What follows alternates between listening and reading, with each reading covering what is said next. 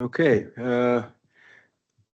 call the meeting to order, and we'll have a motion to approve the agenda as written.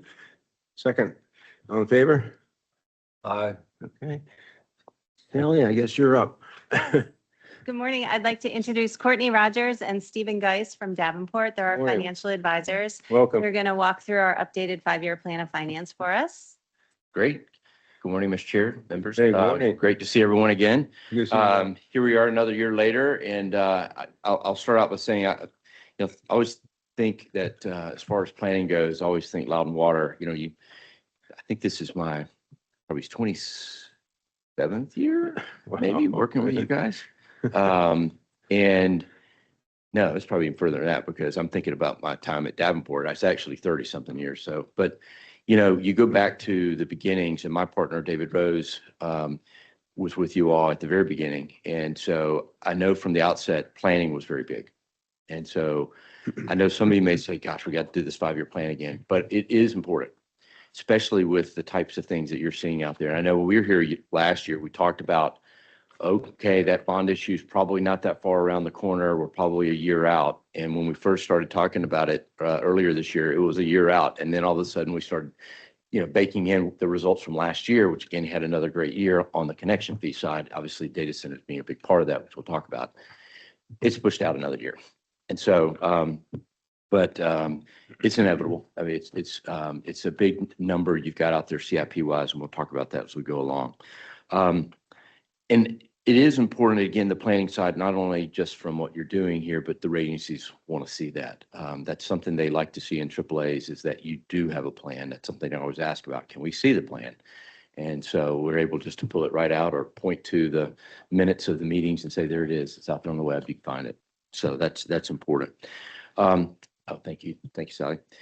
So again, today, what we're going to talk about is we're going to use the rate study we're using. I'm sorry, not rate study. The plan today is the rate study data that you all did a couple years back, basically about, I guess it was a year ago, December, that it was presented to you. So a year ago in the fall that it was actually put together. So we're going to continue using that from the revenue and expenditure standpoint. But what we've updated from that is the availability charges. Obviously, we're very conservative with that. So lining it up with Loudoun County projections. And then also taking into account, most importantly, the CIP changes. And that's something we'll talk about today is we knew this was coming as you got some of the bigger projects down the road. We're now 1 year further and 1 year closer. And so that CIP shifts. And so we'll talk about what that's done to the numbers. And then, of course, what that typically affects is our cash balances. And we want to make sure that we keep that cash up. May not feel like it sometimes, but we're still in a fast growth mode. And I think having a lot of cash is important for any utility when you're in that mode. And then finally, as we talked about here, it's where are we in terms of the borrowing? When is that first borrowing possibly going to pop up? So again, putting all the pieces together, got the CIP, got the operating budget, rates, user rates, availability charges.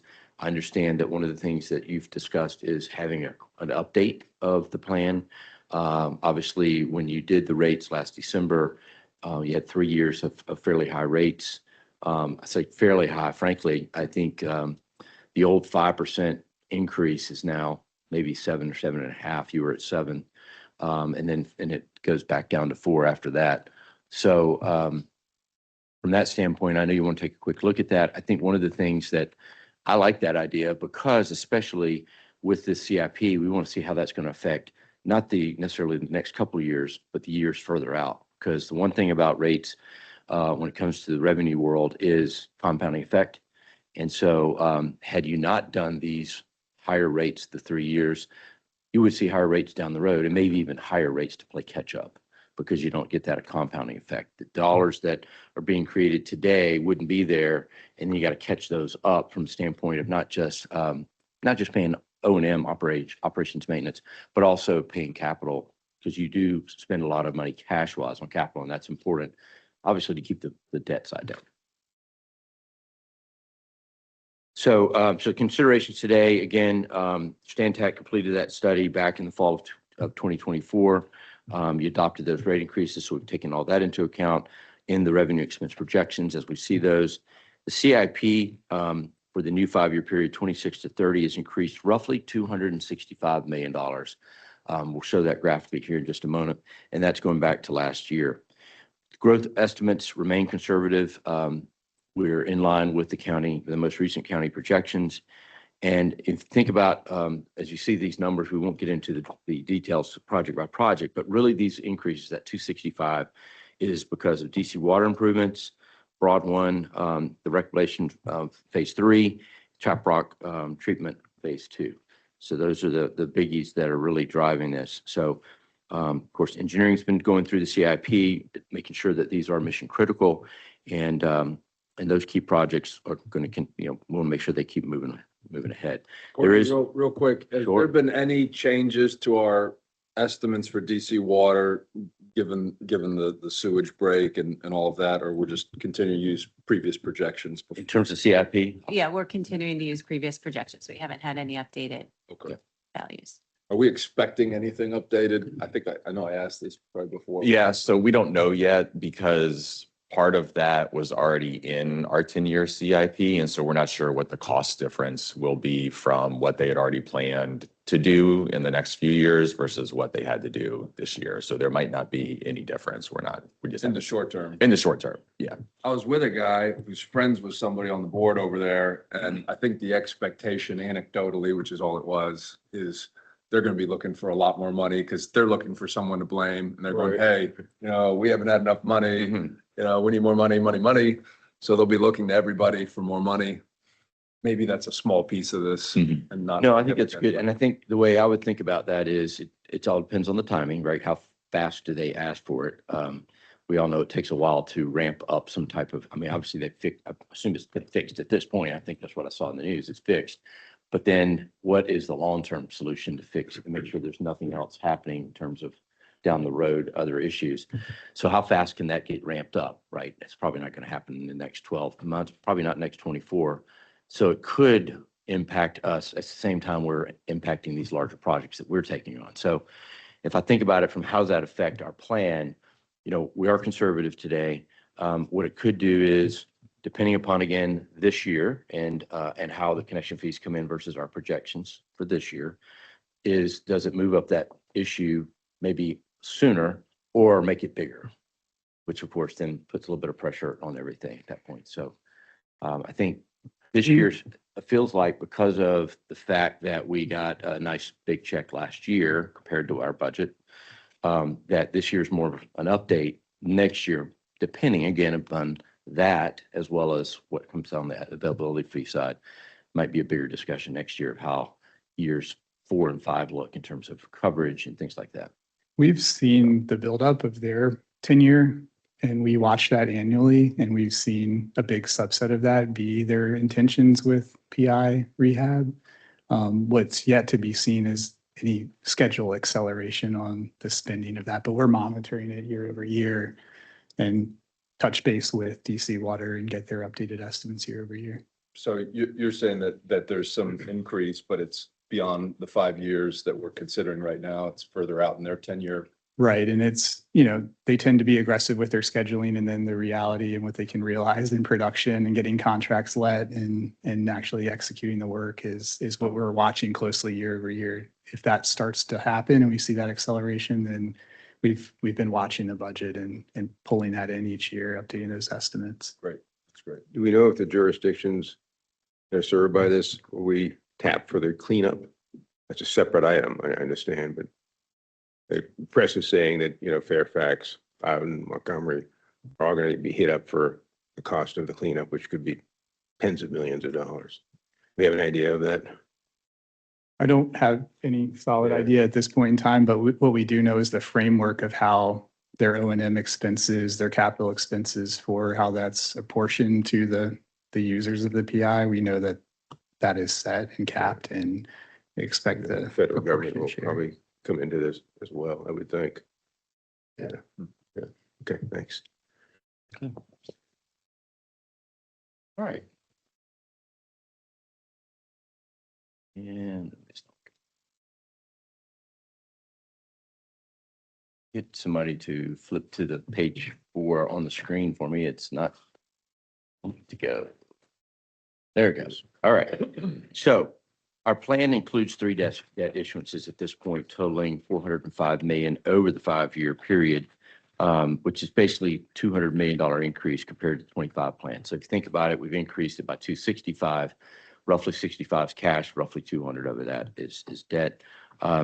So as I mentioned at the outset, it's now looking like instead of 27, which we thought last year it might be, we're now pushed out to 28 in terms of that additional cash infusion from last year, pushed it out into 28. Right now, we've got issues each year, 28, 29, and 30. As we get closer, we more than likely, what we've typically done when we've done bond issues is a 24-month period. So we might do one issue in 28 and then wait again for 2 years and kind of see what we need in 30, assuming the plan stayed in this case. So we might do more of a, call it a $300 million issuance at once, and then wait 2 years. Sometimes what I've found, especially with larger utilities, is we'll do that and it takes 2.5 years, or maybe even it takes 3 years for us to really get to that next bond issuance. Again, because we're being conservative, assuming things are still growing at a decent rate, you've got connections coming in, buys us a little bit more time. But rather than go to bonds every single year, puts a little bit of stress on staff time, things like that. We try to do it about 24 months. Feel like that's a good year. And just so all know, the IRS limits us for 3 years and to do a tax-exempt bond issue. They will not let you borrow for 5 years. Okay, we're going to go borrow for the next 5 years. It's all arbitrage rules. They don't want people to go out and borrow and arbitrage and make money. So there's a 36-month window where when you actually go borrow, staff basically has to attest in the documents that we expect to spend the money within 36 months. It's another reason why we do 24. Usually it does take a little bit longer anyway. But just FYI. So these are 36-month terms, or they're 20? No, so what I mean is being able to spend the money. These are 12 months. Okay. And the way that at least the plan works right now, it's 12 months. I'm just saying reality is it usually takes a little longer to spend it. And rather than have to go back to market back-to-back years, we would probably say it's probably better for cost of issuance, economies of scale. Let's just go do one issue for 24 months of spending. And then we'll come back and borrow again when we need it, depending upon timing and things like that. So that's just more of a little bit of a nuance. Of course, each time we go out and borrow, it does directly affect user rates itself, because user rates are covering 100% of the interest expense, 30% of principal. Of course, we're using conservative interest rates, not knowing where rates are going to be in the future. So the hope is, of course, we come in under that and it doesn't affect the model quite as much. But for the moment, we are being conservative. So cash levels, obviously, we want to keep monitoring that. The 2 times floor, of course, is what we typically look for, and that's our target throughout this 5-year period. So historical spending in the operating budget and capital spending plan is below the budget amount. I think basically what that's saying is we typically budget higher and it typically comes in lower. So we're being conservative there as well.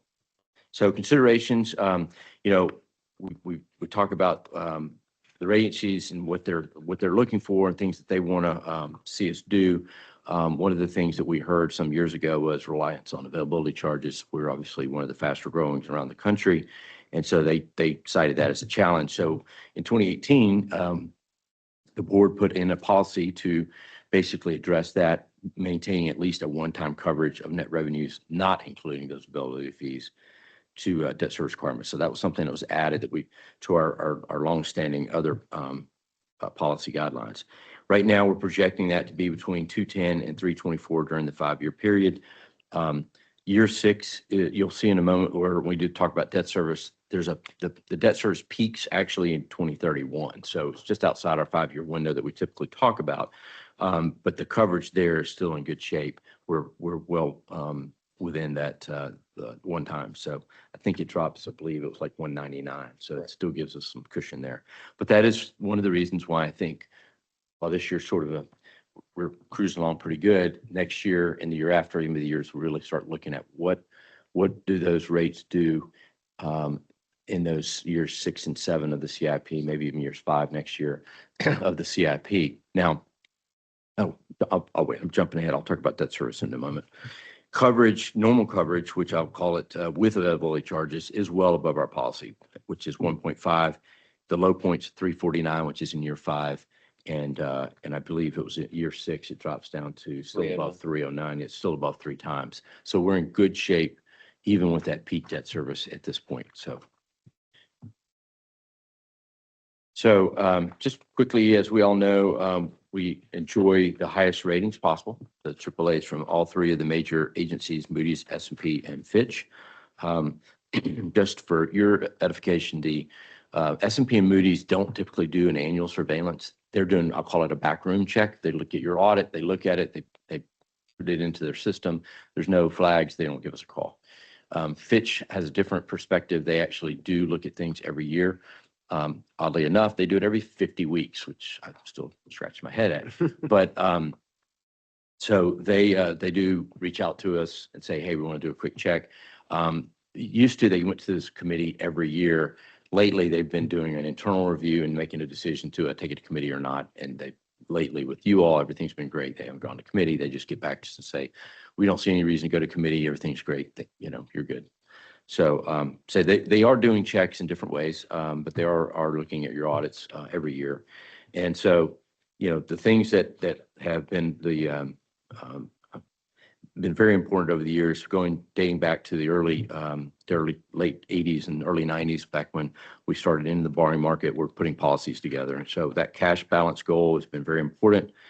Basically 2 to 3 times the rolling average, 3 rolling average of operating and maintenance expenses plus debt service. And then the debt service goal of, as we just talked about, the 1.5 of net revenues, including availability and 1 times without, as well as just the capital program goal, making sure that we stay within those 2 parameters is going to be important moving forward. Sally, I think it'd be beneficial if we could get a copy of each of the ratings latest reports. The last report. Yeah, the last report. I think that would be interesting to read. It's always something in there that you take away from whether they like or dislike or whatever. We can post that. Some late night, put you to sleep with reading. Yep. Yeah. Steve was just reminding me, the last one would have been the refinancing we did in 2024. Okay. So it's a I couple got of a years. question for you. I think you're going to get to this a little bit later, but given the one statement that we see all the time about reliance on availability charges and how the agencies might feel about that, is it time to change those coverage ratio policies? Because we're already anticipating increasing the coverage as we move forward. But given other concerns, should we change our policies? Because if there's one reference to the 1.0 coverage of net revenues, not including availability charges, that policy, I think, if I'm reading it right, was adopted in 2018. So does it make sense to change those if we're already planning on exceeding the coverages in the policy going forward for the next several years? I don't think so, only because the 2018 was actually because the policy of what we heard from the agencies previous to 2018. So we heard this back in I call it the mid-teens, and that was our reaction to it, was to put the policy in place. It wasn't after that they started talking about it. And I think what's going to be important is, as my mind starts thinking about the model itself and down the road, is as we lower our expectation of what we think the connection fees are going to be, the availability fees are going to be. And essentially at this point, we're almost 50% of what we've been seeing in actuality. And so that in itself gives us even more of a cushion, I think. So in other words, what I'm trying to say is, we'll see it in a slide in a moment. We're basically projecting it like 2,000 connections, and we're arriving at 5 and 6, the last 5 and 6,000 over the last couple of years, which is why we keep pushing that bond issue down the road. If all of a sudden our connections were starting to hit the 2,000, then we might decide to project on 1,000. I think what I'm trying to say is we probably change our assumptions before we change the policy. If that's helpful. Sorry, it took me a while to get there, but that's what I'm kind of thinking. And Courtney, that was a sensitivity, especially with Moody's, the reliance on availability fees, and that flipped several years ago. So Right. ongoing operating revenues I think calmed everybody down that there isn't really reliance on that. Do they ever bring that up again? Or are they kind of put that behind them that, okay, you're on a safe course, basically?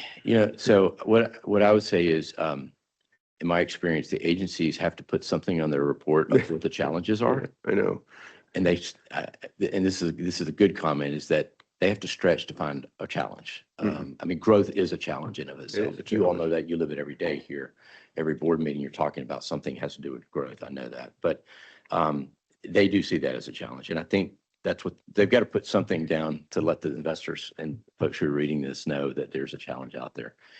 I guess what I'm saying in response to Mr. Yudd's question is that I think we've met that challenge, at least from a policy standpoint. And if anything, rather than adjust the policy, I think we just make sure we keep our eyes on the assumption to make sure that we're still conservative. Okay, I think that's what I would do. So again, this page, I won't go into them, but you see in the bottom right corner, the source note there, that was from the 2024 report. So we'll make sure that you have access to those.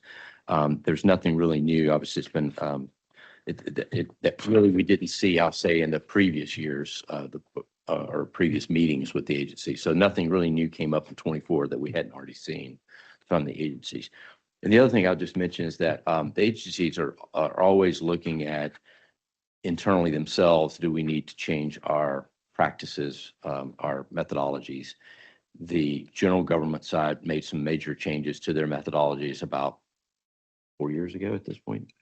All three, not all at the same time, but in pretty basically 24-month period, made changes to their governmental when they looked at the town and the county, for instance. But they've not made any major changes on the utility side. So I think they're happy with that, at least to this point. All right. So kind of going back to talking about policies further, the cash balance policy, of course, as we've mentioned, is 2 to 3 times. And so historically, you can see while the lower and upper limits keep moving, of course, because it's based on operations and maintenance. So as you've gotten bigger, those costs have gone up. And so the actual dollar amount is going to go up as well. But when you see the dark green bars, they have gone up faster than the actual levels. When later on, when we see our projections, we try to project down to that gold lower limit line.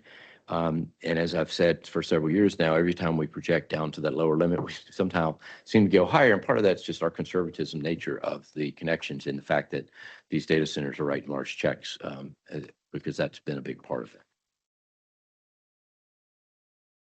The other two are policies that really guide us on the credit side are the debt policies. The first one being the coverage policy here of 1.5 times. We obviously saw a big jump in 2024, and it came down a little bit in 25. But again, those had to do with those increases in availability charges, as well as some of the rate increases that you've implemented. And then not including availability charges, you can see how much that line comes down when we take those availability charges out. So again, the 24 and 25 is a combination of the rates as well as just new customers coming online. And this is cash. This is debt. So this is debt service as a debt service coverage. So net revenues after paying all your expenses available for debt service. The other side of that is we obviously did the refinancing, so that helped make this bump up too in 24. So we've probably reflected more in 25. So that was obviously a help as well. Okay.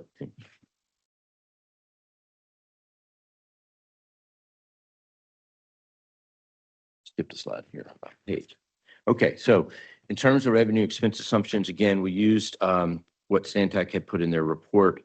But of course, you've got the 7% rate increases that are in fact for 25 through 27 and 4% in 28 and 30 through 30. So we put those are obviously incorporated into the model now from a ERC standpoint, as we're talking about. The light green is our projections going forward. Basically 2026 is right at 2,600, and then 2,200 and roughly 2,100 thereafter. Of course, 24, 25, the big jumps there were due to data centers coming on board. So we went from 2,400 in 23, or call it 2,500, up to almost 6,000, and then almost 5,000 in 25. So again, the These bars are, were reflected on those previous pages in the cash levels, jumping up as well as coverage. I have a question. Shoot. Just on ERCs, how many ERCs do we get from one data center? Is that one ERC or is that numerous? It can vary. If it's an air-cooled data center, their ERC count's going to be very low. If it's a water-cooled hyperscale data center, it's going to be extremely large in the hundreds. Several hundred. Yeah. Hmm. Yeah. So it just varies on the size and the type of data center, but it can go from a couple up to a couple hundred. Thanks. I heard this morning when I was driving in, they weren't sure whether this was true or not, but they said there's a neighborhood in Ashburn, up a wax pool, that a data center or data centers are offering each house $4 million per house. So they could build a data center. And I don't know what's going to happen. Somebody in Kentucky was offered 26 million for their farm. It's worth 260,000. And they said, no. It's going crazy.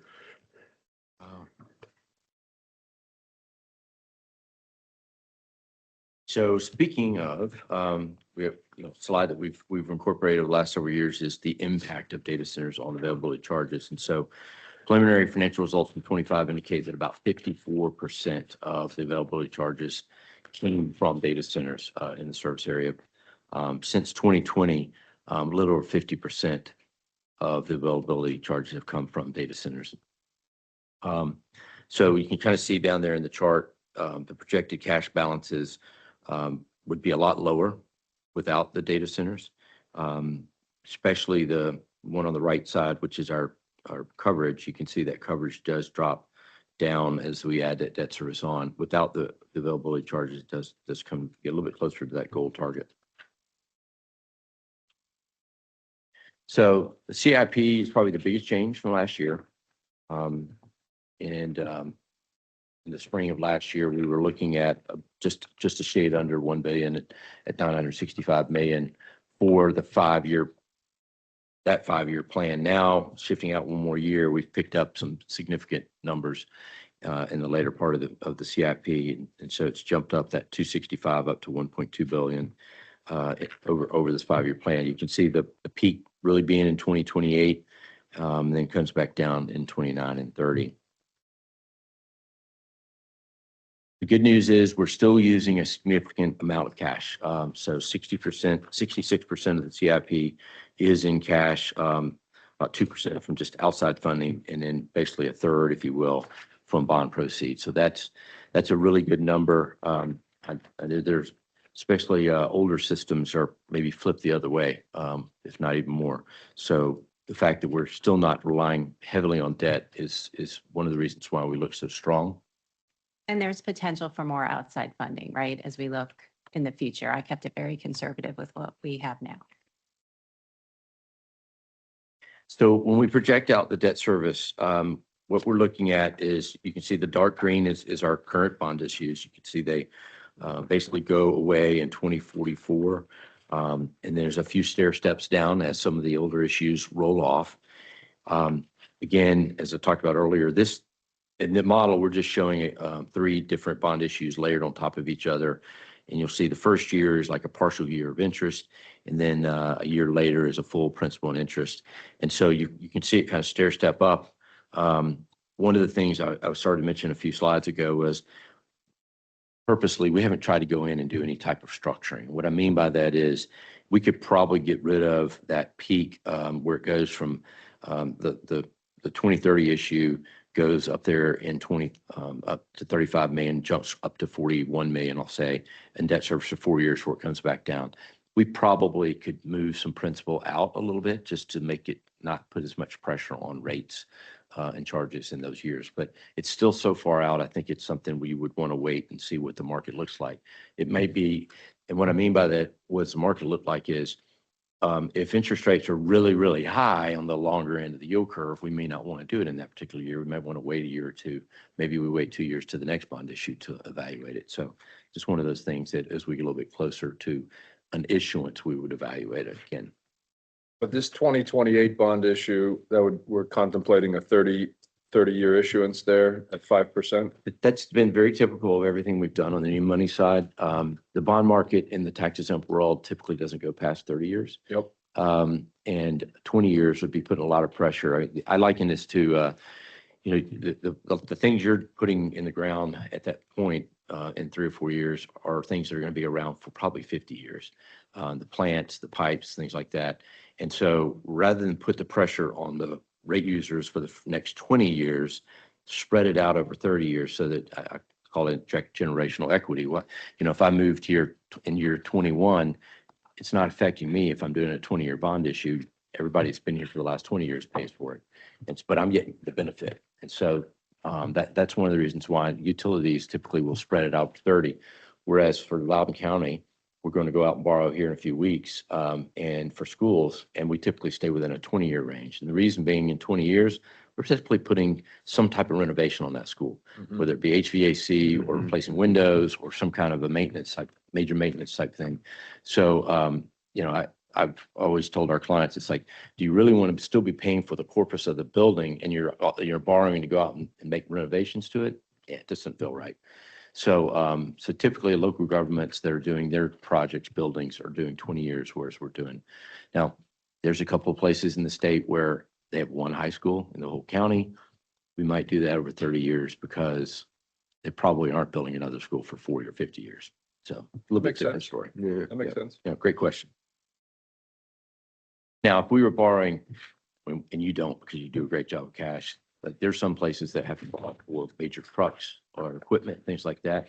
We're going to amortize those shorter. We may do it in the same bond issue, but we'll amortize it shorter. So we're always careful that way. But the principle is that the term of the debt is less than the life expectancy of the asset. Exactly. Equal to at worst, but mostly Yeah. below. That makes Correct. sense. So once we put those bond issues into the model, the real question is, what does it do to the cash? And so really, when the one thing we do, once we kind of see where it all falls out, the adjustment is usually in the bond issue to make the cash balances come to stay within that lower limit. So, let's say, and all of a sudden, when I think the first time we got the numbers from Sally, 28 and 29 had higher capital than the previous year. And so we increased the borrowing in 28 to basically get it back up to that gold line so that we were just there. And that's this, for folks who may come to you and say you have too much cash, this is the page to point them to, is that we plan to get down to our lower limit. We don't plan to have it way up above that upper limit. It's just by virtue of what's happened. And there will be a year at some point we are all going to be sitting here thinking, it finally got here, is we might actually see that bond issue show up because one, maybe connection fees didn't come in like we thought they would, or two, it's just gotten to the point where we just don't have enough cash to pay for everything because the CIP has gotten so expensive. And of course, a lot of that has to do with inflation that we've seen. And again, that lower limit is 2 times OpEx and debt maintenance service. And debt service. and debt service. Correct. Okay. Yep. So it's a constantly evolving item. Yep. Okay. And upper limit's 3 times. Correct. Correct. So we thought it might be good for you to see how you compare to some of the other larger utilities around the country that enjoy high ratings. So what you're going to see is, for whatever reason, typically the Mid-Atlantic Southeast has some of the stronger credit. So we thought we would focus on that. And then we did include some AA1 medians. Not everybody enjoys AAA, but just want to try to get enough names out there to kind of give you a sense of how you look. You can see the names are all pretty large. This first graphic shows the senior lien coverage. So that's debt service coverage, including availability charges. And again, that's where we go out to what we're showing you in green. The light green is where we are now in 2025, but then where we'll be at 2030. And then keep in mind, we mentioned 2031 will be about 309. So it's still above 3 times. So you see at that point, we're starting to get closer to some of the smaller, or I guess smaller, lower ended coverages, Charlotte, Charleston, Cary, North Carolina, right there in the Raleigh area, and then Henrico, of course, is Richmond. You start seeing we're getting a little bit closer to some of those lower ended AAAs and high AA1s. And then the next slide shows excluding availability charges. And we actually here in 2030 and 2031 will actually fall below. Now, that's assuming they stay where they are. Henrico is not growing as fast as you are. That's where I live. But, the Cary area is still growing pretty good. Charlotte's still growing. So those could come down as well. But I think this is why it's important for the planning, is just to see where we're going to stand. And that's why the cash side is also important. It's because while coverage may start getting squeezed a little bit, we want to make sure we keep the other side of the house, the cash side, up. And so you'll see on the next slide, days cash on hand, it does come down quite a bit as well. One of the things that this AAA group enjoys is very high days cash on hand. I wish I knew what was going on in Cobb. That is a county utility, so it's an enterprise fund. And the reason I know that is because Cobb County Water is actually a client of ours. Their cash, they're not on here, but their cash level would be through the roof. We actually do their cash management program because they rarely ever borrow, similar to you guys, because they barely are ever out in the marketplace because they have so much cash. They actually are a wholesaler, and they actually work into their rates for their wholesale customers depreciation. So it's not really connection fees they're getting the depreciation cash, and that's what they typically use and put back in their CIP. And I don't think we're there yet. That's one of the things that I think about with you all, is that at some point we may be at that point where we might need to start doing a little more on the depreciation side. But right now we're still growing with all the connection fees. I think we're in good shape. Based on our trajectory, when do you think that would be maybe an appropriate conversation? That's a great question, because I would have, 10 years ago, I would have said we'd be there by now, but you guys are still growing. I mean, But a lot slower. It's definitely slowed down, no doubt. And we knew that even from the county side. I can remember in the early 2000s when Loudon got its AAAs on the county side. The real question from the agencies was, okay, you guys are growing, but at some point you're going to see it slow down. And that's where we really want to see how you handle things. And so I still remember that, because I feel like that still hasn't happened, because you guys keep growing still. It's like, oh my gosh, where are we putting all these people? And then of course Dulles Rail comes along, and all of a sudden now we've got Morpheville Station and all that going on. And I'm like, I looked at the map the other day with Stephen, we were looking at it, because I was mentioning this to staff. We're actually going to do the rating meetings for Loudon are coming up in about a month. We're actually having them come down and do a tour. Now for you all, only one of the three agencies does both utilities, and that's Moody's. So they'll get at least to see what your growth area. The other two will put a report together, and their partners over on their utility side can read those. But basically, it's been 2018 since last time we had them down on their tour, and so I think it's good for them to see that growth. But it just the Morpheville Station map, when I looked at it, I'm like, there's still nothing there. It's like it's not really, the vertical hadn't even started yet, because they're still working and filling in some of the other. But so there's still more growth to come. It's just in a different way. Yep. But it's hard to know when that's going to happen. Good. Right. And then debt to operating revenues is another one that we're starting to look at. We don't have a policy for that. Don't think we need one at this point, but we thought this would be just to show the outstanding debt divided by operating revenues. Here you'll see Chesterfield County. That is not a mistake. They have not had to issue a lot of debt, again, because of connection fees. We work with them. I don't, so I don't know the ins and outs of their situation, but I do know that they are still growing on the south end of the county and have some major projects in the works. So that could change down the road. Oklahoma City, they're kind of an outlier here, way out there in the Midwest. Why are they doing well?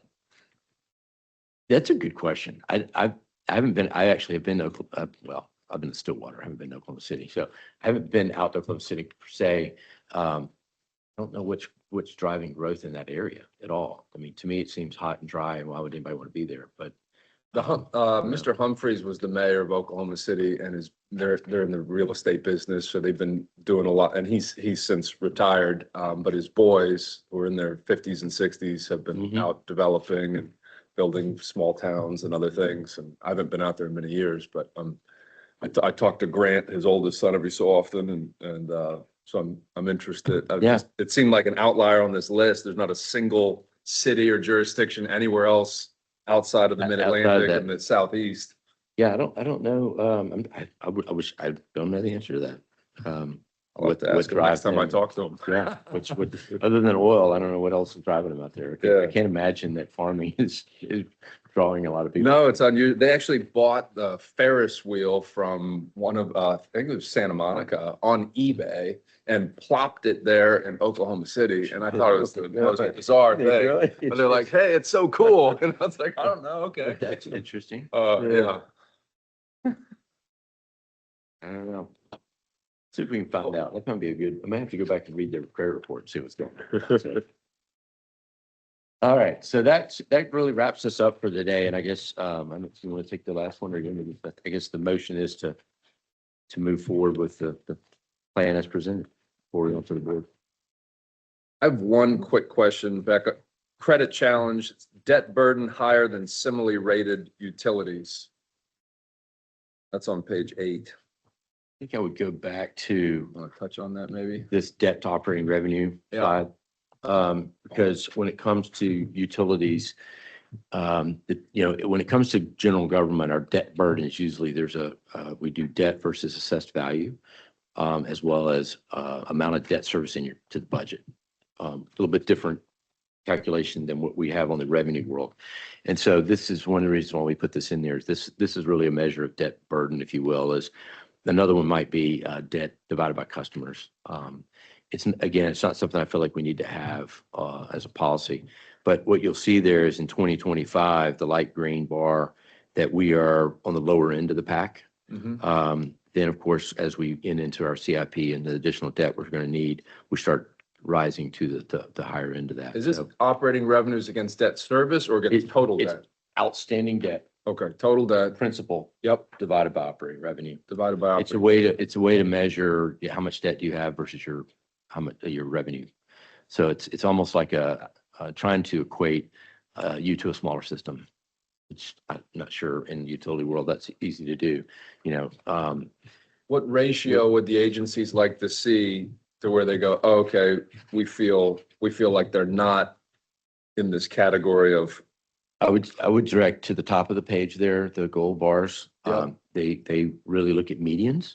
okay, And so we've got Moody's median for the AAA and AA1, as well as the Fitch median for AAA. And so you can see that we, in 2030, will eclipse that, which is again, why it's important to keep an eye on the other items of coverage as well as cash, is making sure that we keep up with those levels. okay, but 2030, we're looking better, so. Yeah, I mean, you still got some others who are out there, and I suspect, like, looking down that list, Charleston, obviously we know is an older city. I suspect they're dealing with a lot of repairing older pipes. Frankly, that's so difficult thing to keep your AAA when you're dealing with that. I mean, it's one of the reasons why the City of Richmond's one of my clients for years as well. I don't see them getting a AAA anytime soon. They have no connection fees virtually to speak of, even though there's growth in the city. They don't charge a lot because they just don't. That's one of the things I pushed them on. It's like, you should charge more. And then they've got, of course, as some of you may know, the combined sewage overflow issues that are still hampering them, that they've still got. I think it's under $1 billion now. They've figured out a way to redo some engineering and gotten it down to around $500 million, but there's still a lot of money to be spent on that. And out of these 13 utilities, says we're relatively small size system. How do we slot in here? Are we like, number 3, number 4 smallest? Do you have a sense of that? And if you don't, that's okay, but I just thought I'd ask the question. I don't know exactly, but kind of looking at the list, like Henrico is not near as big as you guys. I mean, it's just not. I know that since I live there. I don't know Collier County, and I'm not sure how much that covers. I think part of it is sometimes you see a name, but they may go outside their service.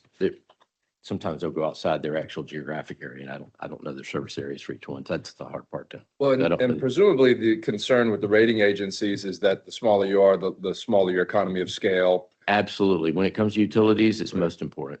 But are they taking into account that we're buying from Fairfax Water and that scale's humongous and, you know, we're They- buying from DC Water, which, Also, we're growing too. I mean, how do you compare us to somebody who's not growing as Right. fast as we are? There's a reason why we're borrowing. Yeah, you know, definitely size makes a huge difference in utilities. Something I've learned over the years. It definitely does, because you can scale essentially.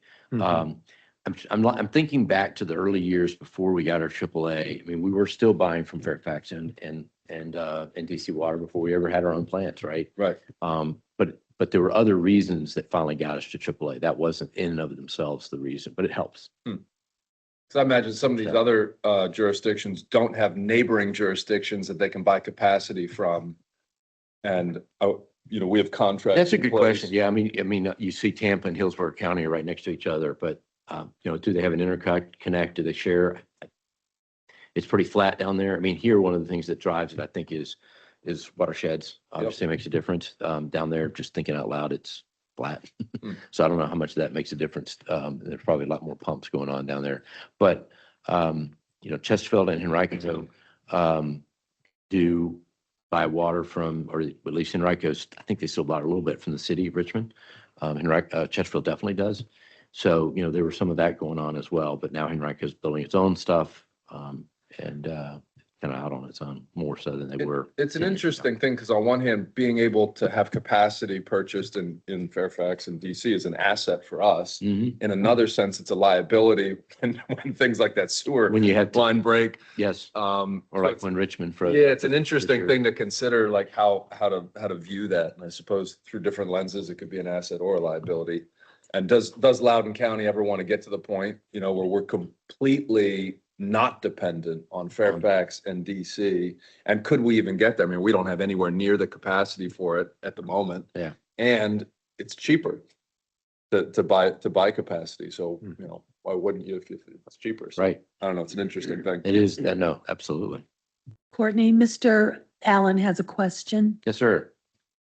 Yeah, thank you. To kind of dovetail off of what Brett just asked, I know we pay for capacity, treatment capacity for DC, and it may be cheaper now, but it might not be when they revise their plan. So my question is, when we complete, and this might not be for Davenport, it might be for staff, when we complete the phase 3 upgrades, I assume it's going to reduce the amount of material that we're sending to DC. So will it, is my first question. And the second question is, how do we pay them right now? Do we pay on our capacity or is it a flat fee? So what I'm fishing for is, you know, 5-6 years from now, we're paying half as much to DC Water because we have this new capacity at our plant. I'll take the second part first. So we pay capital and O&M to DC Water. The capital that we pay to DC Water is based on our purchased capacity. And so we'll pay that regardless of how much flow we actually send there. The second is the O&M cost, and we pay that based on how much flow we send. And so we pay quarterly to DC Water 2 separate bills, capital and O&M. Capital is based on capacity. O&M is based on actual flows that are sent. Alton, do you want to answer the first part? Yeah, and I can tack on to what Brian was saying, that now and into the foreseeable future, that O&M or that, you know, usage charge is significantly lower at DC Water than treating at Broad Run based on the technologies we have to employ there and just the higher cost of treatment. And I think the second part of your question, just answered simply, is that this phase 3 capacity expansion is meant to serve for growth in addition to what we are already seeing and what we already have going to DC and the PI. So to that question, if you wanted to be independent of DC Water, you would need one more phase 3. We would need to get another 15 million gallons treatment on site. So, you know, we're already looking at, you know, something over 600 million, right, anticipated for phase three. So you would need to say that these costs from DC Water that we're paying are worth investing another 5 to 600 million on site to get that treatment. So it's a pretty big cost that you would need to offset there. I also don't know if we could fit that on site. So once phase three is completed, we'll still have the capital cost. That will stay whatever it's going to be. But as far as with the effluent that we send, our costs will go down. Our plan is to continue to still send the flow to Flow. DC Water because it is cheaper for us to But send we'll it have there. phase three. Will that won't reduce the flow? No. No, okay. And just to follow up, Just providing growth. Mhm. Yeah, Capacity, right, for growth. Yes. right, based on the projected, what's projected. Mhm. Yeah. could the O&M costs we have with DC Water go up substantially because of these breaks they're having? We don't anticipate that, just the sheer economy of scale Yeah. there. Nothing that we've seen in current costs or our understanding of projected future costs point to that at this point in time. So the only reason to consider like shelling out another 600 something million to increase our capacity here would be if we were so concerned with DC Water's ability Yeah. to actually make good on their side of the agreement with us. Otherwise, I mean, it's just simply more cost effective and it's going to continue to be more cost effective. So why wouldn't you do it unless you just have concerns about the risk? Like, man, they just can't manage this thing well. They're, these pipes are going to keep breaking, what are we going to do kind of thing. Yeah. I didn't know that you had the fixed plus so that's helpful. That's a helpful nuance. I didn't know that.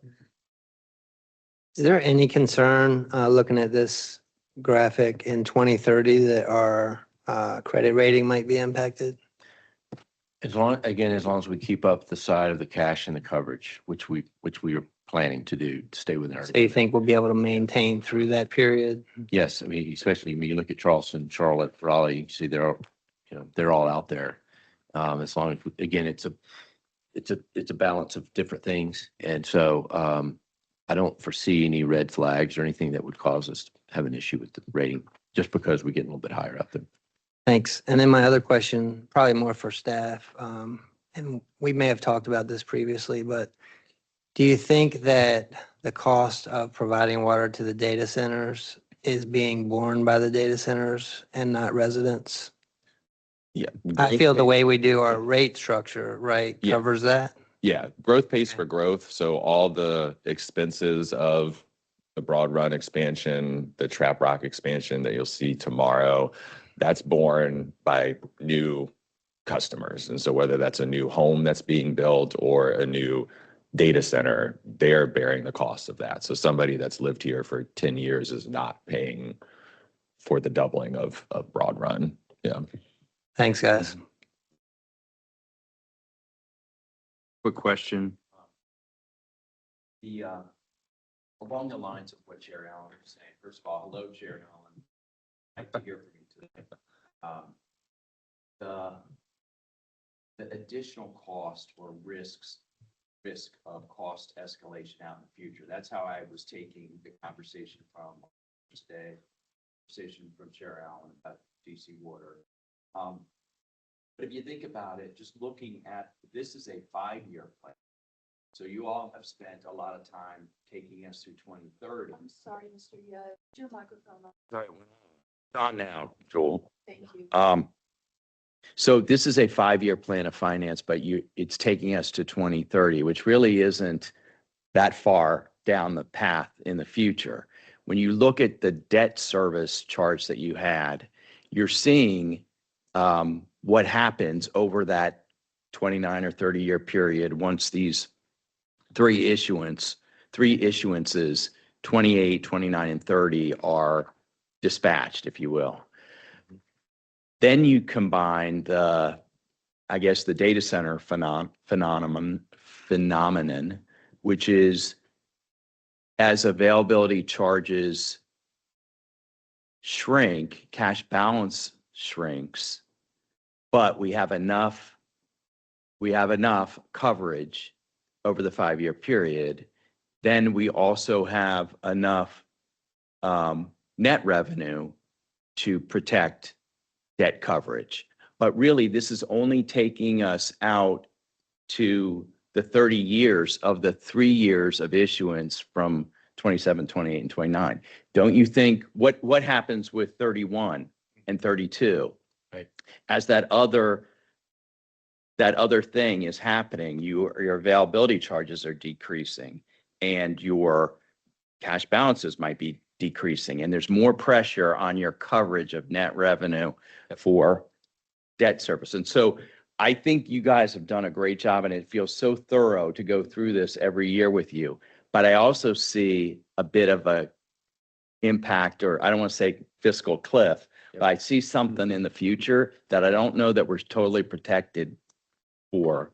And I would want us to be mindful of that. Does some of that fall on the CIP committee to say, hey, you got to just manage your projects and manage your costs? But what are we doing about cost exposure for all the things that our members have mentioned today in 2030, beginning in 2030? I think it's a great point, and it's actually something that hit me as I was preparing for this. You know, sometimes you put a presentation together, you sit back and go, okay, what am I missing? What questions am I going to have? That was one of the things that hit me this morning, which is why I had us look out. The model goes out past 5 years. Obviously, your rate model that Stantec did goes out past 5 years, but we're just showing a snapshot of the next 5, because typically it starts getting fuzzier out there for things such as inflation, growth. There's a lot of different factors, interest rates. So that's why I had at the top of my head what 2031's coverage was, because I wanted to know how much more when we hit that peak there was it going to hit. I wasn't sitting next to the modeler at Stantec, but I've done models before, and I know that part of those 7% and the 4% thereafter is because of that. What we're seeing in 2031, 32, 33, 34, those rates might have been a little bit lower if we didn't have that cliff out there. So I mentioned earlier when I got to this slide that we probably could mitigate those 4 years of peak, but not much more. Like, I don't know that we could bring down the years in 2030 out through 35 and 6, for instance, down to where 37, and that might be pushing it. That'd be a little bit of iterations we'd need to run sitting next to Stantec with their model. I say all that too because I don't know what your CIP looks like yet in year 6 through 10, but I know your staff does. I know that they've looked out that far, and so I'd have to turn to them to understand what inflationary numbers are they using for their CIP projections out there. That I think that would be one of my questions I'll call myself an analyst for a moment, is, okay, what kind of number are you using? Are you using 2 and 3%? Or what kind of inflationary numbers are we using for those things that are coming after that? And I don't have a sense. I know we talked about the 2 treatment facilities being right here sort of on top of each other, the expansions being very near, but I don't know what's next. I guess maybe it's water storage and things like that. And I think I appreciate that. And I think that's a very fair description. What I'm pointing out to my colleagues is, if you look at 2031, 32, and 33, that are, I would call those peak years where you're trying to figure out how to manage your costs, you may have additional exposure coming for the very projects you're talking about. You know, what's planned in that time period, and what is the upward pressure for those to deliver those projects. Everything is increasing in terms of cost. And so anyway, that's an exposure. Yep. And I guess I look at our chair of our committee chair and our vice chair of our board. What do you feel we should be doing to prepare the organization for that, if anything, in addition to what we're currently doing? That's my question. Let me answer the question with a question, and I think I know the answer to this. Is there any flexibility in the CIP to, if we had to, if we're really extreme, push something off? I mean, all these are have-to-haves, I understand that, but is there anything that in the CIP that we could say, well, we could delay that a year to kind of That's something we Put a little do every year. I would say most of what you can put off is not major needle movers Mhm. at this time. Maybe that changes in the outer 5 years where we're not building the second phase of, or the third phase of Broad Run, the Trap Rock expansion. Maybe there's more R&R projects out there now that we can, as we get closer to that 7 to 8 year window, see maybe we don't need to do those now. They're in the CIP, we can push those off. So the answer is yes, we do look at that every year. We are just still in a large growth mode at this Right, time. right. But I do just want to add, we knew Broad Run was the big needle mover. So just a reminder, that's why we broke that construction into packages. And so why we haven't started talking about package 4 is because we're really waiting until, not going to say the last moment, until it is really needed to bring that in, because we know that's the biggest needle mover we have. So we did break that into chunks where we had more control versus just issuing one large contract and having to move forward. So I think it is the biggest thing, and we built that in. You know, over the past many years, the finance team has been very good, very opportunistic in refinancing bonds and saving millions of dollars. So that provides some good, now, you can't rely on that, obviously, but I mean, if you look over time, there's a pattern there that I think will continue to repeat itself. Who knows And it's when a this living time. model too, right? So when I redo the budget, I'll put you don't see it, but I put the numbers in and see what it looks like. At the end of the year, I redo it. So it's not like it goes on a shelf and doesn't live, right? We're constantly adding in our new variables. We get a huge grant, that'll be rolled in, you know. I don't think you're going to like this, but we did not meet in January, February. And one of the questions I was going to ask you early in the year was just our work plan that we need to, is there items on the work plan that we need to add? Forgive me, committee chair, for saying this, but that we need to add so that we are helping you and have visibility into to those updates and those adjustments. Particularly when it comes to something broad like this. You don't have to answer, but that was one of the questions I was going to Well, have one for of you the in big things January. on the agenda this year is the rate sufficiency study. So that'll take in, we'll start that in April or May, and you'll see that in September. So that's new. So you'll have input on that as we go through the year. And then budget, you see the budget, right, when that comes. So Thank you. Chair, if you're ready for a motion, I will be glad to make it. Did you want to say something, Brent? Well, I was just gonna say, the other thing to look at, which is what Sally just said, is just rates. I mean, you know, we had this discussion a few years ago because COVID, you know, and we had this huge all these inflationary pressures, but you know, it's like, oh, it's COVID. We don't want to raise rates on everybody. Everybody's having a hard time. And maybe we, you know, we should have gotten ahead of that a little bit, but you know, no, we never like to raise rates. But maybe we have to raise rates. But you know, sounds like we'll be looking at that more closely later in the year, and we can evaluate that and discuss it. Yeah, and I think just one last point is this nicely falls, the projection is 2028. And we'll do a full-blown rate study in 2027. And so we'll have a really good idea next year what our debt issuance actually looks like. And that could impact your desire to potentially raise rates, maybe an extra percentage point instead of issuing more debt. And so that would be something we'll be seeking your input on, because the rate study did project down to 4% for user rates and 3% for availability charges in 2024. Maybe that's no longer the case. Maybe we need to look at 5 or 6%. So we're not seeing a spike in those years. So just something to consider. And then we've got, you know, the Fed, you know, and this, you know, oil stuff, and, you know, maybe they raise rates. Maybe there's, you know, maybe this year, next year, who knows how long this thing takes to resolve itself. But, you know, we could find ourselves in an inflationary environment, rates going up, and then, you know, that's all new information that has to be factored in.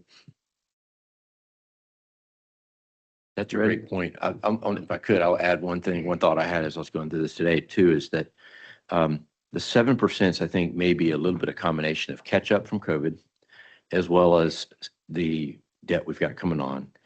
I would think the 4% would be normally 3%, but for the fact that we do have some debt coming on as well. I don't know that for a fact, but that's just my suspicion as a modeler. And so I think it's a great thing that you guys are thinking of actually getting them to update it this summer. And we can see that to the executive director's point, I think in 28, when they do the next study, whoever's doing that study, we'll want to get more involved than we typically might in structuring. I mentioned earlier. At that point, I think that's where we look at maybe pushing a little principal out in those 4 years so that we don't have that 4-year peak that should help rates in those years. But if you peel back now and say, let's just say this study comes in and says, oh, you probably could do 3.5% in those years, and inflation does happen, then guess what? Instead of 4%, you may be looking at 5%. So it's again, it's that compounding. So I guess my caution would be cutting too soon, because if something comes back, it might bite us harder later. Terry, did you have any other questions? Nope, I'm good. Thank you. All right, Charles. Ready? you wanna Make the motion? Yeah. I move the committee endorse the 5-year plan of finance as presented and forward to the board for approval in April. Second. In favor? Aye. Okay. It's approved. Sir, is that on consent or action?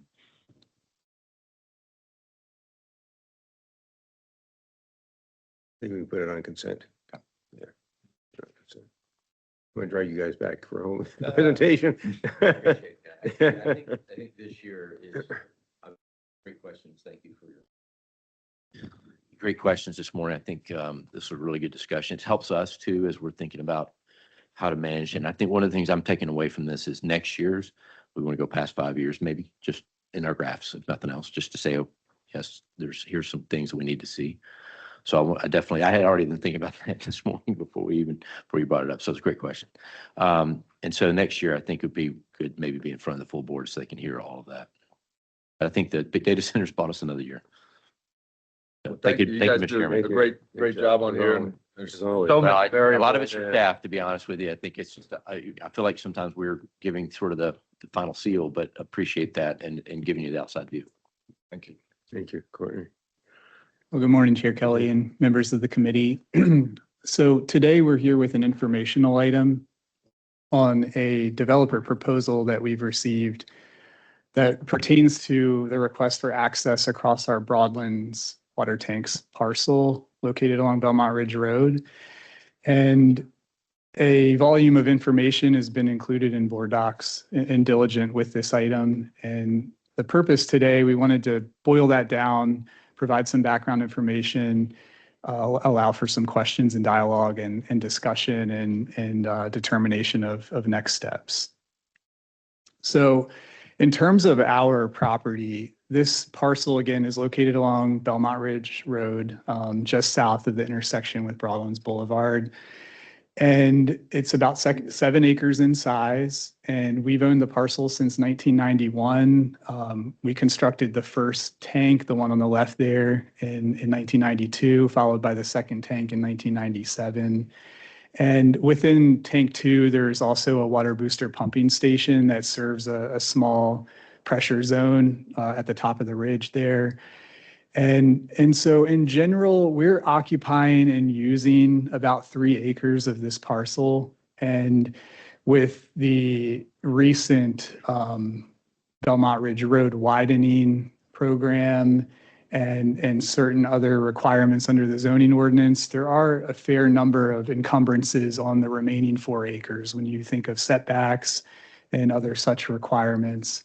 And so I've loosely characterized the remaining 4 acres as encumbered.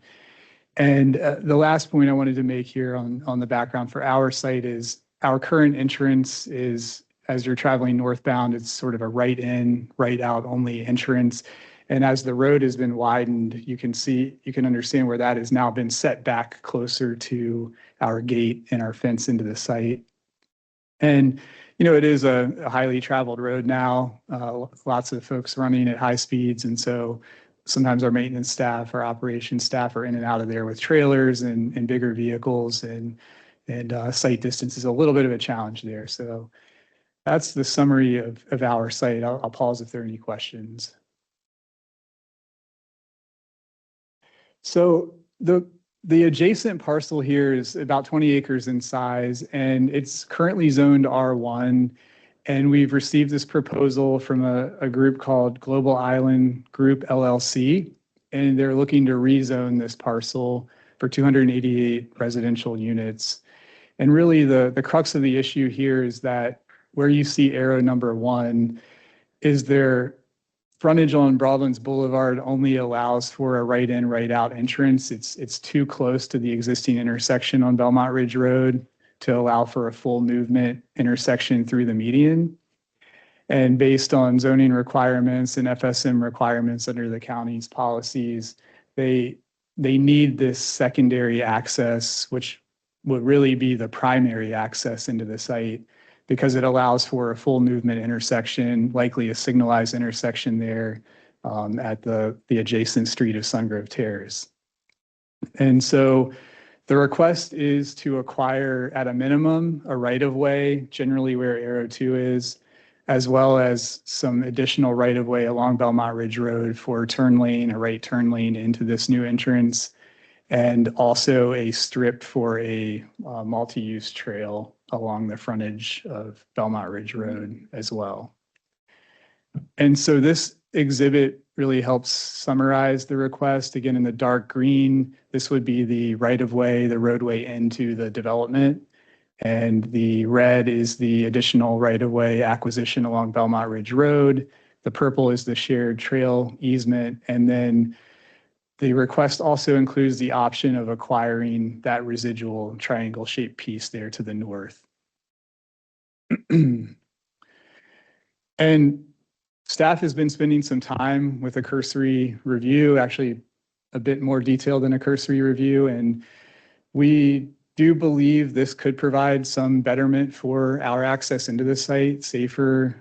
We'd be coming out on a signalized intersection. And we also recognize that a majority, as I stated earlier, a majority of the residual around this site is encumbered and likely not buildable to much usefulness for future utility uses. And so really today we wanted to answer specific questions. We've been in discussions with McGuire Woods on how we would approach next steps on this, so we can talk a bit about that. And we really wanted to kind of seek the committee's direction on next steps. So with that, I'll open it up to discussion and questions. What is staff's recommendation? Do you have a position or you just don't care? And honestly, we lean toward going with the grant of the access and improving our access into the site, our safety, our staff safety, coming in and out of the site. We believe that we could enter into further discussions. I don't know that it'd be guaranteed that through those negotiations we would come to an agreement, but that's our current position. so you're for it, We're for it. right? And this is approximately 1 acre. Is that right? Yes. About a little So- over. So the total of the dark green, blue, and pink there is a little over an acre, 1.3 acres. And then the residue piece, if we opt to convey that as well as additional. Would there be any reason to keep the light green area up top if we did approve the darker green area in the middle? In our current review of this proposal, our current detailed review of it, we again are not seeing a lot of future utility in that parcel. I'll kind of point out, the setback from Belmont Ridge Road is 100 feet. And so that is probably about where I'm putting the cursor here. And then you obviously have setbacks 30 plus or minus feet from the other parcel lines and from that new access right of way. And so you're left with a very, very small buildable area. Is there any financial offer on the table at this point? Have they offered us any amount of money? We have not moved that far. It's been acknowledged, and this is some of the materials in Diligent, but if we were to move along in discussions, we would conduct appraisals and start into the negotiation process of the compensation for the land value and the new site driveway improvements and so forth. And this is Ashburn, right? Ashburn, $4 million an acre. That's about a little over an acre. So anyway, thank you for answering those questions. Could we fit a gas station in there? I have a couple questions. Is there a future where we would want a third tank there? Right now, we're in the midst of our water master plan and actually we're past the point at which we know where we need storage improvements and so forth. And right now, nothing is pointing to additional elevated storage at this location, nor do we really believe we can fit an additional tank here on this site. One of the things that's entered into our decision-making with leaning toward moving forward with this is we have our Goose Creek property just to the north of here that we really have earmarked for major additional infrastructure to serve the water system. Well, I only mention it because, one thing you do with the 0.9 acres there, if we needed more space to do a third, as you say, give us a similar sized parcel on, and expand on that side. If you needed a third tower, you thought you might. If we don't need it then. And that's not necessary. I don't love the cul-de-sac, like 200 feet, in front. I mean, that's really, really short. It'd actually be nicer, I think, for the residents of this thing too, if the board decides to approve it, the Board of Supervisors, to have an entrance that's a little further in off the intersection. It's not nice to turn in and then immediately have to make a right or yield to left turning traffic. But that, you guys could explore that more, but maybe the entrance comes in a little further into the site and see if they'd be comfortable with something like that. Mr. Campbell, what you're describing is sort of asking for a little more area here. So Yeah, just pushing that down a little Yeah. bit. And again, we don't have to, it could be an easement or however you guys want to work that, but I agree with you. This is a much better potential for access. And so I'm in agreement with you guys that makes sense. The right in, right out is not a very nice access point right now. So I think that point's well taken. And to shed a bit more light, I think what's going on here is this is a rather dense development and multifamily and so forth. And so the internal streets would be private. And this illustrative is, I think, the VDOT maintenance cutoff point would be at this cul-de-sac. I think some of this, I think you made the point, would be open to some more technical evaluation as we would move along with discussions with the developer and their. I their think for it, maybe they give VDOT a little bit more road and, whatever. That's Yeah. not, it's not a huge Yeah. thing, but I think it'd be, at a minimum, I think it'd be one of the things to explore. And maybe when you explore it, you wind up back here and you just go, man, this is the best solution, which is fine if that's the case. But I'd explore that. And, your point about the setbacks is well taken. I don't know that there's other paths and stuff there, but if they're going to put trails there and help continue to connect the area, that's great. No problem with that. So, yeah, I mean, I think you guys should continue and just explore it. But it seems like it'd be beneficial for us, especially if we don't have any requirements or needs of that little strip of land up there. Both tanks are within the setback right now. Is that right?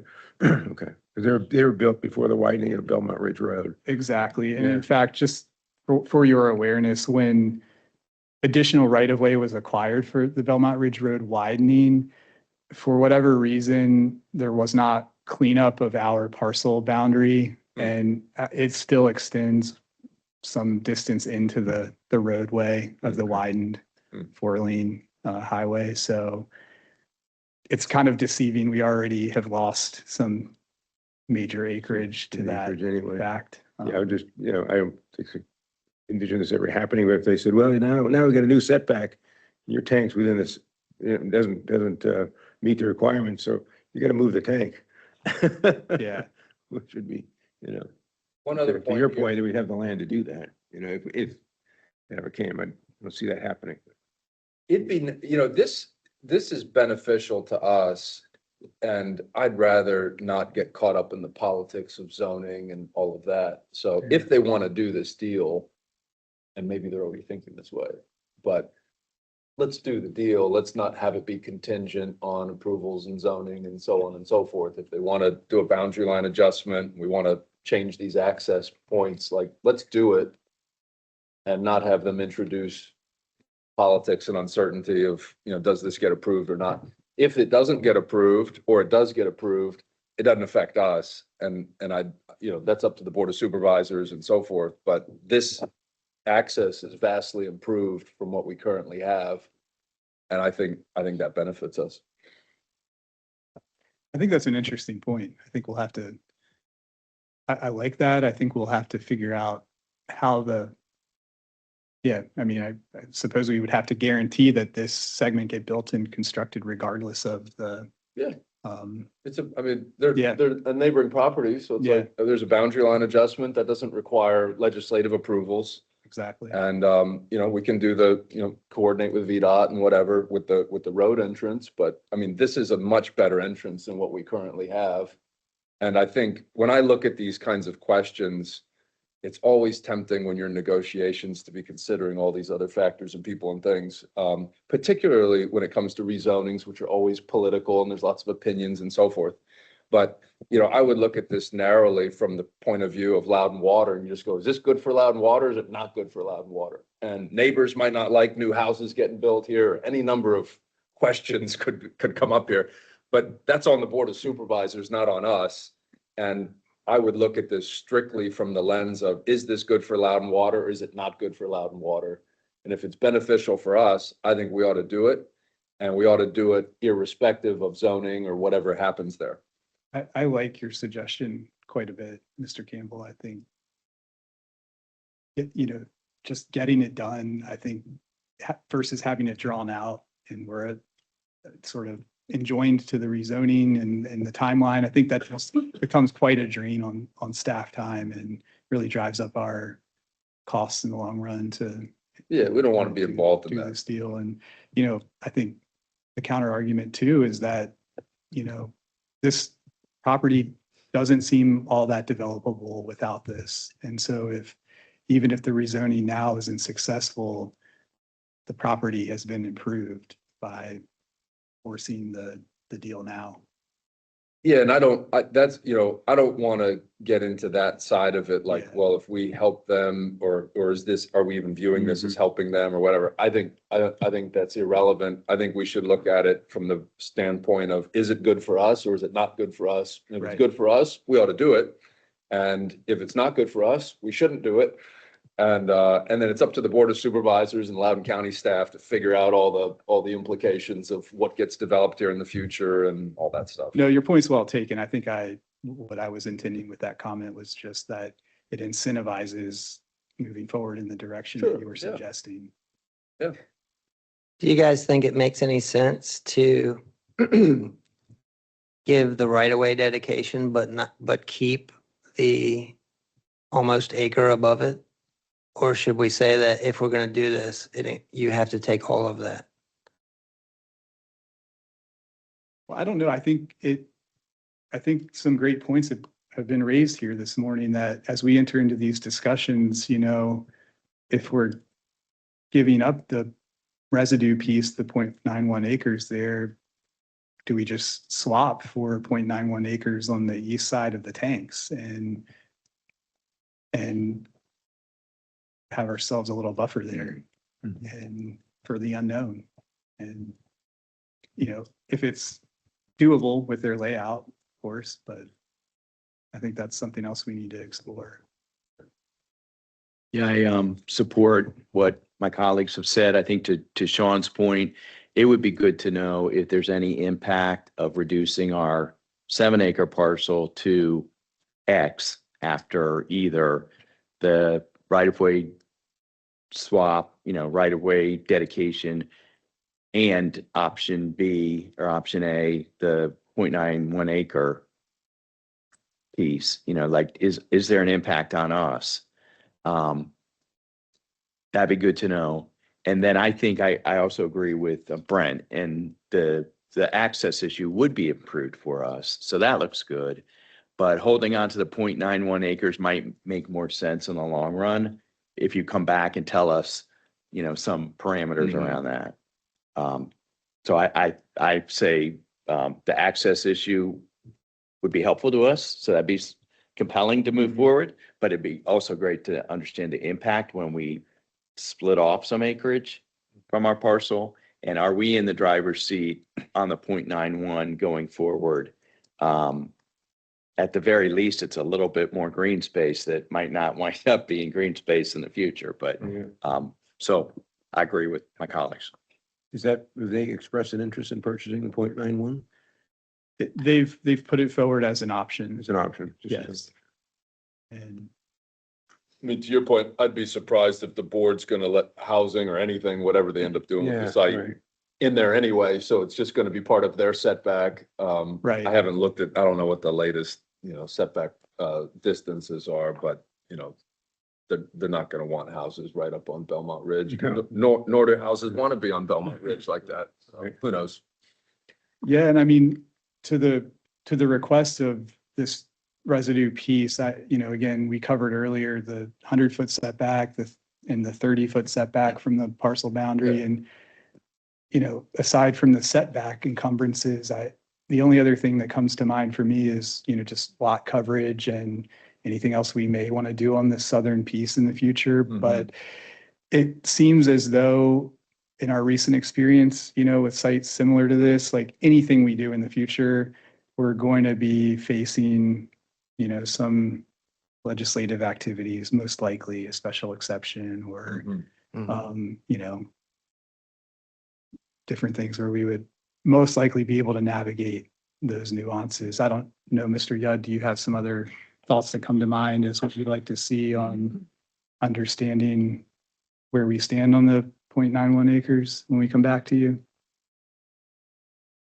Sometimes just the gross acreage, whether or not you could fit anything in there is helpful. Okay, So, yeah, just kind of illustrating to everyone what that residue piece is and, It's pretty tight. I mean, other than some turn lanes, I do with that. Well, good. So you guys can explore that and see where that goes. Yes, good. thank you. Okay, Sally, I guess we have the monthly summary? Yes, We're in there. we have your draft still February financials. Okay. Operating revenues total 22.8 million, which is above the forecast of 22.1 million. And then non-operating revenues total 14.2 million, which is 0.6 below the year-to-date forecast of 14.7. Total expenses in February total 27.7, which is 1.3 million below the year-to-date forecast of 29.1. And we're still estimating depreciation, so we'll get finals on that soon. ERCs through February total 531, and we're above the forecast currently. There's our trend for the last couple of years, so you can see that we are a little bit lower, but our forecast is pretty conservative also. And out of those that have come in, 79% have been data centers so far year to date. Our CIP plan, we've spent 67.9% of the forecast. We're at 14.1 million spend through February. And here's your breakout of how much is user funded, 2 million, and availability fees funded the remaining 7 million out of the month of February. Any questions? Sally, on the data centers, just like the future, everybody's, expecting that, goes down. That's fine. Are we sort of forecasting like a gentle taper, or are we forecasting like a cliff? How are we, what's our view of the future for availability fees in our modeling from data centers over the next, couple of years? Right. So very conservative. If you open that page from the 5-year summary, it's 2020. So we use that in our rate study. We use that in our 5-year plan of finance. So not a cliff. But if you look at it compared to last year, 5,000 down to 2,000. Yeah, Yeah. Yeah. Um, we're not expecting to go from 2,000 to 100. Yeah. We think it'll taper. But I taper. mean, that's a cliff to go from 5 to 2. Sure, sure. Yeah. Or 2.5. Well, this year's budget was based on what land development was seeing. So that's why it is so conservative. Yeah. So, but we've said that every year and more. Yeah, but eventually, I mean, you know, that there is, I mean, these things are slowing down and so it wouldn't surprise me if, and just knowing how real estate development works, it tends, when shocks come or other things, they kind of stop fast. So that makes sense. That's good. That makes me feel good. You agree, Mr. Yudd, what you're seeing out there in the world? Does that line up? Well, I think, good question. And the, General Assembly's work on sales and use tax exemption for data, which has been a huge incentive for years, very questionable now. And so you'd have to think that in addition to everything that we see locally, the pressure of power availability and the time frame associated with that, plus the potential loss of a huge financial incentive, that has to take hold at some point. So I think what we're asking Sally is, look at that 79%. When does that become a much lower percentage? And I know you have your projection. I think it's 2580 is what your 2026 projection is. When you were saying 2020 just a minute ago, what were you referring to? Oh, those were the years out here for the 5-year plan that we Okay. have baked in, Okay. maybe 2080. But So yeah, it's an issue. I think we would like to know your best estimate for when you see that turn happening. I know you're building in a lower number, Mhm. but and there that's are, not just the 2,000 is everything, right? That's not just data centers. Mhm. That's all of our connections. Right. So but 79% of your most recent snapshot was data. So I think we'd like to get a little bit more of your ideas and suggestions for what are those influencing factors? Previously, you were relying on, I think, fiscal impact committee guidance from the county. And I think we know there's a lot more sensitivity analysis that could be given to help us with those projections. right, We're seeing all those inputs and they're going this way. Right. When does it show up? right. Well, it did show up in this year's budget. So that 2,000, I mean, out of that, I can't remember exactly what was data center. The thing I'm saying, it doesn't show up is when that 79% starts to be a much lower number. Are you saying the same thing? She's Back to me. capturing that, I think. Yeah. That's being captured in that total number. Yeah, and that is from land development. Now I wish do I have my budget? I do break it out just because that's what I get from land development. But it's probably 50% this year Okay. in the budget. But again, those projections have historically been proven wrong by mid-year projections. And you- And they're much higher. Like they come back and you go, wow, look at that. Right, but we had those adjustments last year, right? Those things that weren't in land development, those expansions that happened that weren't in the projections. I mean, so, I think you're always typically seeing an aggregate number on the projections, like the bars. And perhaps what I'm hearing is that it'd be nice to see that bar split in half, like how much of it's data center and how much is it all other for those projection years. What I'm saying is when we really drill down, this organization really drills down into what is happening. Mhm. We get some really good decision-making material. And there are things happening that may be outside of what we've typically looked at. Mhm. And so I think if we started to fold that in, that would help us also with that conversation we had earlier with the financial advisors, like, add on here is our budget, and I could break it out just so you could see actual trend versus what I budgeted. But big picture, we had 5,000 last year and we're forecasting about half of that for this year. And that feels pretty reasonable. And, Back to this level, yeah. and, you know, maybe it's not as bad as we're forecasting, but, you know, like United Airlines is forecasting, they're assuming that oil's $100 a barrel for next year and is going to go up to as high as $175 a barrel this year. And maybe, and the CEO, he says, hey, maybe I'm wrong, but you'd rather be wrong by being too conservative rather than being wrong by being too aggressive. And so I'm okay if we're too conservative on, you know. Well, I just want to add one aspect for what you're feeling, right? A data center has been under construction for about 2 years before their availability fee is paid. So data centers that you've seen out there for a long time are paying their availability fees now. So the slowdown that's going to come because they're slower to approve them is actually going to show up on our end a couple of years from now because they're so far delayed between what you see on the road versus what's showing up here. So I just wanted to bring that up because it is when you're feeling it, like we're a couple of years behind because I'm sometimes surprised where I'm like, they're just now talking to us, but their shell is already up, right? So it's, we're very delayed in the process before you're going to see the impacts of tax changes now, if that helps them.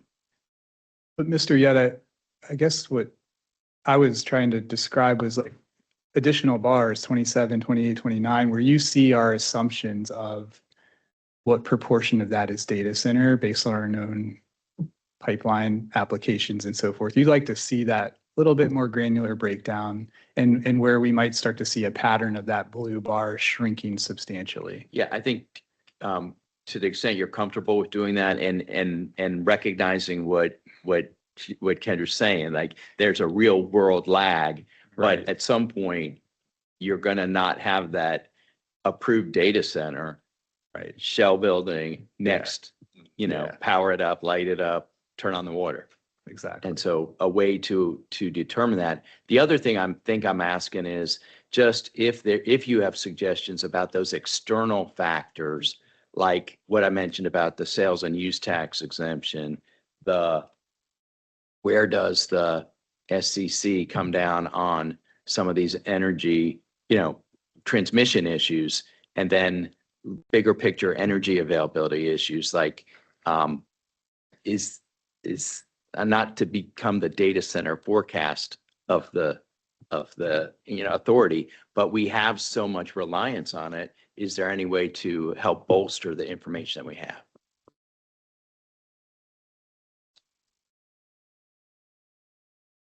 That's a good point about the lag between the time they go up and actually charge the availability fees. That question. In looking at this, I mean, obviously there are significant headwinds right now, power, local opposition and so forth. So that's an intangible. We can't factor that in because we don't know. But do we have to your point, Charles, as far as, do we understand the land that is currently zoned for data centers? Looking out much further in the future, is that part of the equation as well? Okay, that's, you know, that there's X amount of acres that could be built in the future. That has to come in. That's been I mentioned earlier, we've been working pretty diligently on our water master plan. There's been quite a bit of focus on that, looking at the pipeline applications and the available land and a lot of those external factors that are being raised here. I think we made some policy shifts last year on the reclaim system that are going to show up in putting more pressure on, you know, connections in the potable system. And Mr. Yudd's raised a lot of important external factors. I think we understand some facilities are kind of sitting, waiting for power, and there are a lot of factors that are going to continue to, in the nearer term, have connections flow in, but that we can absolutely look to put some more granularity on for the committee. Well, you guys have done a great job. I mean, the 10 years I've been on this board, you guys have never overestimated the number of ERCs that we're going to, and there's so many complexities involved in predicting that really it's impossible to predict. You just can't. Nobody can. And so all you can do is have a conservative ballpark. You guys have done a great job over that in the 10 years I've been here. And so as long as we're still being conservative, you know, we're good. There's so many things that can change. They can change in a 60-day period because the board passes some new policy. Amazon with George Mason or George Washington's campus, then Leo saying, we're not going to let you do it. You know, it's impossible. It's impossible to predict. But you all have done a fantastic job with all of those complexities. And as long as we're still, you know, projecting conservative numbers and we're not falling beneath them, I think we're good. So. And we're not relying on them. Yeah, Yeah. yeah. You don't want to be in a situation where you're forecasting this many and then you're Right. falling way short of that. At least in the 10 years I've been here, we've never done that. So. Do you guys as staff feel that if, for whatever the reason, all the things Mr. Yudd said, all the things we all see in the news and hear about, if for some reason it was drastically reduced in the near term from 79% to maybe 39%, is that something we could absorb gently, or would that be a major problem? Excuse me. So I think if you were to see a drastic reduction in the near term, some sort of economic collapse, you know, you would start to look at pushing out your capital expansion projects that maybe we don't need this in the next 5 years now. We don't need this in the next 10 years. And so that borrowing or those expenses that you were originally looking at with those additional connections and availability charges would also be pushed out. So I don't know, we probably wouldn't have to absorb it. We would look to push out those expenses. And so I think those expenses would go away in the near term as well. So basically, you guys feel comfortable that we have enough levers in place that we can control, that even if that were to happen, we could sort of gently absorb that? Yes. Okay. Yeah, we got borrowing capability, credit, cash. There's a lot of levers to pull if something unforeseen happens. Thanks. Elon Musk has got a company, he's already talking about putting data centers in space. There you go. Put Yeah. those things on the moon. Yeah, get it on the moon, get it to Mars. Self-cooling. But he's got hundreds of, If all connections. are Satellites. These would be the bars. self-powered. But you see, Yeah, we put still data have our centers in operating. space. There you go. They're really Don't our have to bread and cool. I think butter, that's right? not in our lifetime, but It's a smaller portion of our revenues.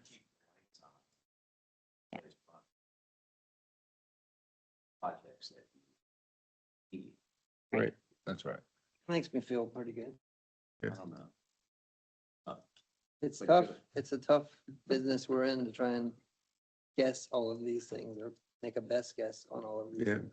Because I think it's also important to remember that your user rates are funding all of your ongoing operation and maintenance and a large portion of your R&R capital projects, right? Your availability charges are not funding your R&R projects. So even if we didn't get any more connections tomorrow, we're still getting enough money in to run the business and perform some portion of our R&R projects. What portion that is, that'll vary depending on what we're doing and may cause you to borrow money for R&R projects. Yeah. Okay. Any other questions? Thank you, Sally. Motion to adjourn, So move. second, all in favor? Aye. Our next meeting is April 22nd. Thank you. Thank you. Thanks. Thank you.